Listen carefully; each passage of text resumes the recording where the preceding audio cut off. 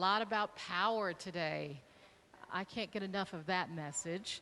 The power of woman, the power of womb, and even the power of bicycle. That's pretty amazing.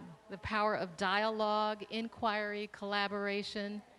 And next, Alice Glenn is going to come and talk about the powers to use in critical times. As she comes, I want to just get your appetite ready for music and dance that's going to follow Alice. Will you be ready for a little bit of music and dance after Alice? I don't know, Alice might make us dance. Hey, you never know. But Bhangra Blast is going to be coming right after Alice, so hopefully they're moving close to the stage, so when Alice comes off, they can come on. And then Boshambo will be next, and then we will be having a beautiful honoring moment of our Lady of the Evening, Shobha Rahman, who will be honored and recognized today. So lots of good stuff happening right before the bridge ceremony. Can you stay with us? Is your body still alive and well out there? Do you need to relocate the energy from the bottom to the top? Alice, maybe you can make us stand up for just a minute. Let's welcome Alice Glenn.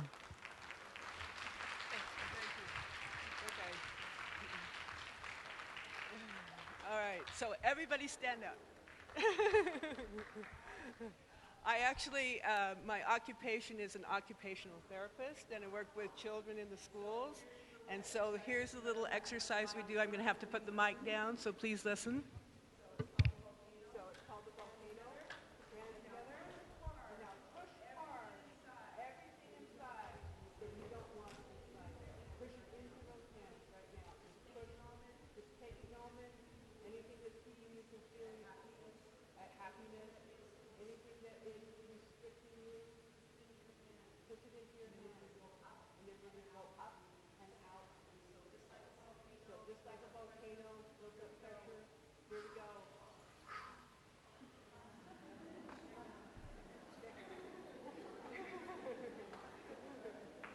All right. Feel better? Okay.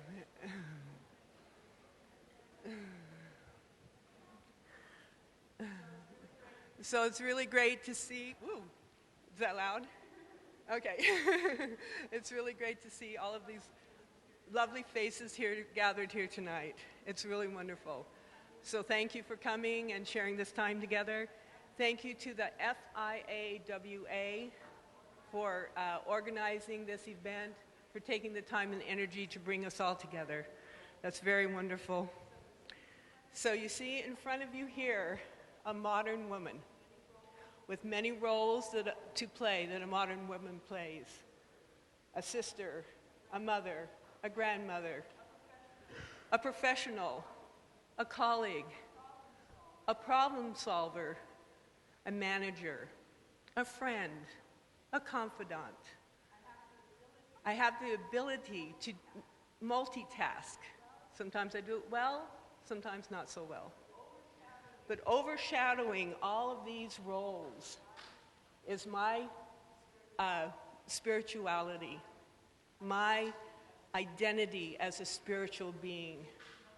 This is the most important part of me. Because through that identity, through that spiritual being, I can bring all the beautiful qualities of coolness, of calmness, of self-respect, of confidence into my daily life and make every moment, every interaction, every word this golden opportunity to learn, to grow, to bring down the divine qualities that live in all of us. That's my opportunity. And through this, I have my capacity for self-empowerment. Through my spirituality is my capacity for self-empowerment. And what is self-empowerment based on? It's based on what is true to me, what is true inside me, what is intrinsic to my nature. All those beautiful qualities of love, of caring, of nurturing, the things that women, not only modern women, but women through the ages have helped heal, have helped sustain, have helped nurture, to bring peace, to bring love, to empathy, to bring compassion into our lives. So we have many phases that we go through as women, and men too. I think these are human phases. And the first phase is that of innocence. I'm fortunate to have a 4-month-old grandson. And when I go to visit him, it's so refreshing, it's so wonderful. Because he's just so innocent, he's so pure, he has so much power in his purity.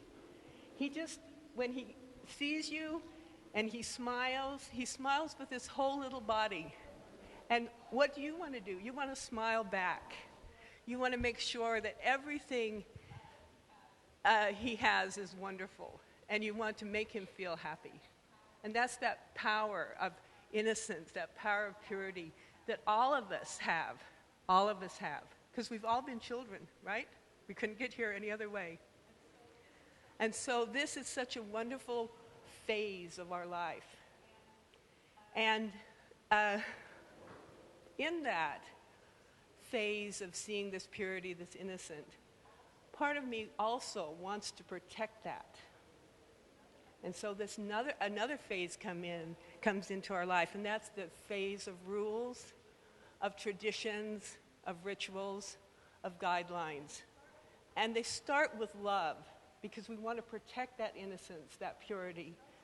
And it starts out as being good.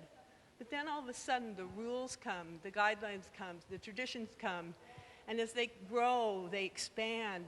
We forget the intention behind these rules, and we only remember the rules. And these rules constrict. They can break that wonderful spirit that we appreciated in the innocence and purity of youth. And so we have to be careful, because what happens then is another phase that happens in our lives. And this is the phase of rebellion. The rules become so hard to handle. The traditions, the rituals become so constricting to our spirits that you start rebelling. And you rebel against all these rules. But how do you rebel? By creating more rules, because that's all we know. And they're my rules now that I've helped create, but they're still rules. They haven't touched into that part of us that is beautiful, that innocence that we're looking for, that we still have a little spark up within us. That's what we really want to get back to. And so then the fourth phase is the phase we've been talking about now, is the Shakti phase. Because you get so tired, you get so weary of following the rules, of being good, of doing what you're supposed to be doing, of wearing the right clothes, whatever it is, that all of a sudden you get so tired and you start looking inside again. You start looking within, because that's the real place where all these powers, where all this peace, where all this innocent lies is within us. And so we have to start doing that journey to go within. But we also know before we start this journey, just as we try to protect that innocence and that purity of our children, we need to have something to help us be protected, to sustain us on this journey before we'll commit to it. And who is that? That's that source, that spirit. God, Supreme Soul, the Great Spirit, the source. That's who can protect us on our journey, our inward journey. And so when we connect with that divinity that lies within all of us, that's where we get power from. Because we know that's altruistic love, right? It's never going to turn on us. It's always there. We just have to open ourselves up to this love, this power that lies within. And this is the Shakti phase of life. Like the Shaktis down here, many forms of Shaktis. And what does Shakti mean? Shakti means someone who is able to make change. That's what one definition of Shakti. Another one is one who enables. And another is one who empowers. So we have to turn inside to that Shakti that lives inside of us, male or female. We're all Shaktis. And so there are 8 fundamental powers that Shaktis represent. The power to withdraw, the power to let go, the power to tolerate, the power to accept, the power to discern, the power to decide, the power to cooperate, and the power to face. Okay? So the power to withdraw is to know when to step back, when to detach, and attain perspective. So a lot of times, it doesn't mean run away and hide, go off in your cave and meditate. No. It means withdraw inside. Take a little breath. See, detach from what's happening. And then, as you observe, you can actually interact in a way that's positive and beneficial. So it is a power. The power to let go. Let go. Become free from the past. Finish it. You can't do anything about it. Move on. You can learn from the past, but that's it. You can't change it. So you learn and you move on. And if you do that, then when you move forward, you're moving forward with thought. You're moving forward with power. So you create a future. If you're present now, you create a future that's good for everybody, right? So, the power to tolerate. Go beyond reaction. Our first initial thing is to react. And in reaction, we become a victim to what's happening. And our tolerance goes out the window. What we have to do is rise above, seek the wisdom, and find the understanding in the moment. Why is this person doing this? Have empathy. Know you've been there before. That's your brother or your sister out there. So have that understanding. The power to accept. Leave fantasy of should and deal with the truth of what is. And sometimes that's a hard one to handle. But if we're always in this fantasy of how things should be, we never are present enough to see how things really are. And that gives us power. The power to decide. Take action. Commit. Follow the course you know is right. And that's connecting, that's that empowerment. Because when you are true to yourself, when you connect with what you know is right inside, then you lead this life of power. The power to discern. This is the power to see what's really happening. And so we can tell right from wrong, truth from false. We don't take the shells. We go for the pearls, for the jewels. We leave the stuff that isn't so valuable behind. We see what is valuable in every circumstance. And that's what we take with us. The power to cooperate. Surrender your ego. Women have been surrendering for years, for decades, for eons. But they surrendered to the wrong thing. What they have to surrender to is that power that lies within, right? That's who we have to surrender to. And then connect with and surrender to that higher power that drives us all. So cooperate. Lend your talents. Give what is needed. The power to face. Take the courage and strength to face, to handle whatever happens. Everything you feel, everything you see, inside and out. The power to face. So it's important to know about these powers, but more important is how to apply them and how to use them. So I'm just going to give you a very simple way that you can use these powers. We've all driven a car on the freeway. We've all been stuck in traffic, especially in Seattle, right? So next time you're stuck in traffic, what power could you put there to help you enjoy that moment, to make the most out of that moment? The power to accept. So this maybe isn't how it should be, but it is what it is. And when I admit that, okay, this is what it is, then I can withdraw a little bit, there's another power, and have a moment of peace. Because it is what it is. So just take that moment to have peace inside. And here's another driving one. when somebody's driving down, all of a sudden they just pull in front of you. They don't use their blinker, you know. Okay, power to tolerate. I've done it before. All of us probably have done it before. So I tolerate this circumstance without making it bring me down. And then I've won the situation. I have my power within me. All right? So there's some nice things we can try.